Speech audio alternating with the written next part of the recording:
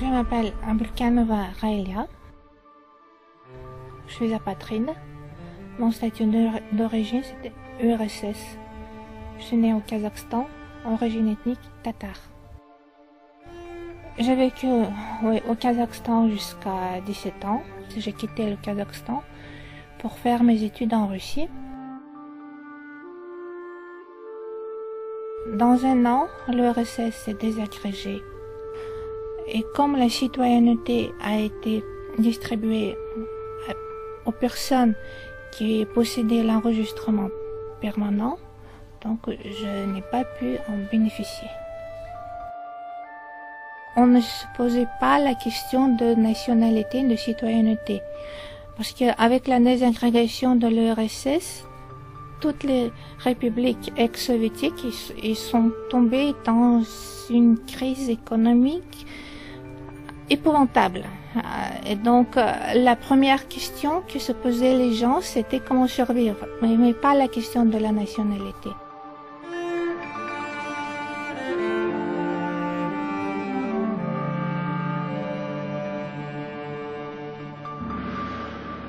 J'avais essayé en 2005 de déposer le dossier de naturalisation encore une fois, en pensant que comme j'étais professeur de l'université, comme je faisais mes études post-universitaires, j'avais un nombre de publications, etc.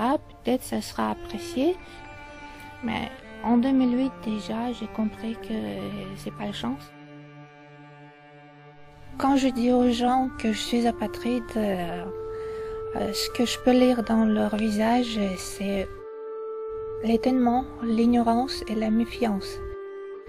C'est pareil quand on a découvert le virus du sida et quand on se méfiait des gens qui étaient séropositifs.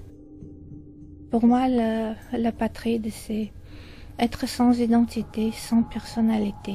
Qu'on n'a pas de racines, qu'on n'a pas d'état, qu'on n'a pas de la maison, qu'on n'a pas de chez soi, qu'on n'a pas d'identité, qu'on n'a pas de personnalité, ça c'est presque invivable.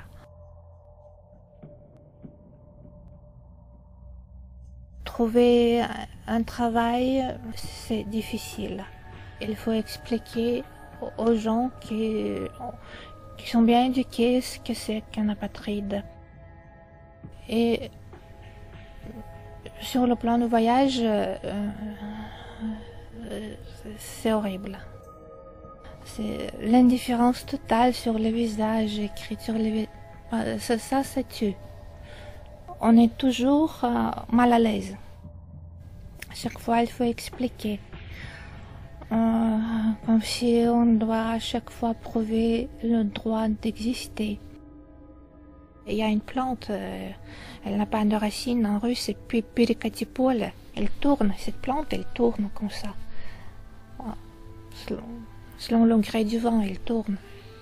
Ouais, c'est comme ça, c'est ça l'apatride. Et moi, je veux pousser, mais je veux m'enraciner.